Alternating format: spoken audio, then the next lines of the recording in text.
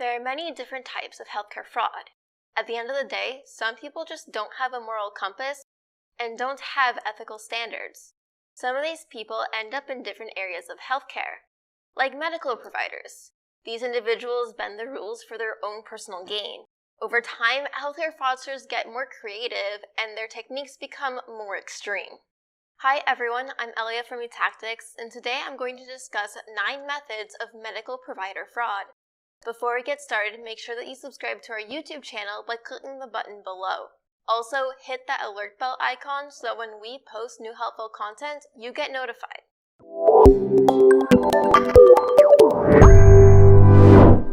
The first method is something called double billing. Double billing happens when a provider submits the same claims for the same service more than once.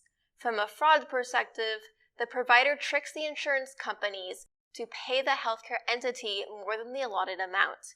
It's a method to artificially inflate the number of patients a doctor sees and the practice's bottom line. Similarly, there's another term called unbundling. Unbundling happens when a healthcare entity submits multiple bills for the same service.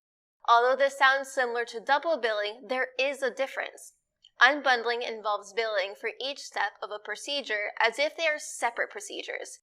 This is also a method to artificially inflate a practice's revenue and profit margins. Phantom billing is a form of medical provider fraud.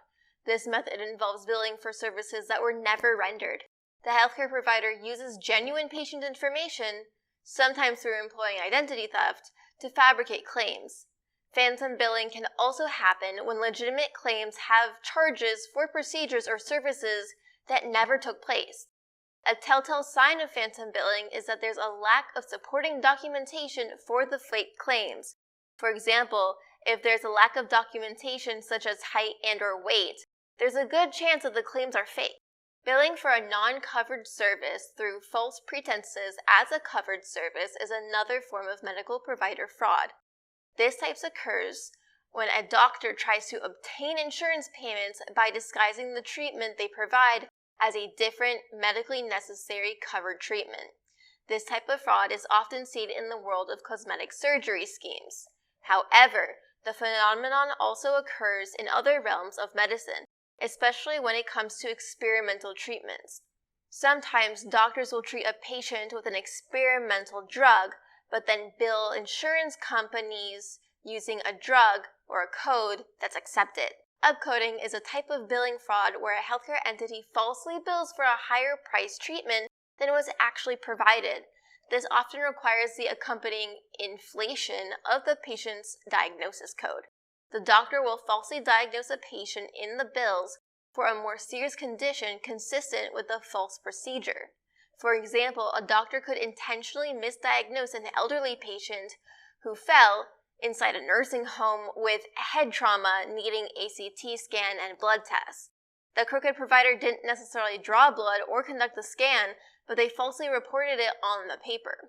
One of the telltale signs of this type of fraud is that an inpatient will mysteriously get better as soon as the insurance coverage runs out. Similarly, some fraudsters perform medically unnecessary services. The sole purpose of this is to generate insurance payments to fraudulently increase the provider's bottom line. Common examples of this fraud scheme include nerve conditions and genetic testing. Another similar fraud scheme is when a doctor falsifies a patient's diagnosis and medical records. They do this to justify tests, surgeries, and other procedures that aren't medically necessary. Unlike upcoding, doctors who engage in this type of fraud will actually conduct unnecessary procedures. Deductibles and copayments are areas prone to medical fraud. Sometimes a doctor will bill a patient for more than the required copay amount. When this happens, the services are often prepaid or paid in full by the benefit plan under the terms of the managed care account. Increasing deductibles is not as common as decreasing deductibles. Waiving patient copays or deductibles and overbilling the insurance carrier or benefit plan is one such form of fraud. If you'd like to learn more about healthcare fraud and what it might look like, reach out to eTactics. And you already made it this far into the video, so you might as well like it, share it, and comment below.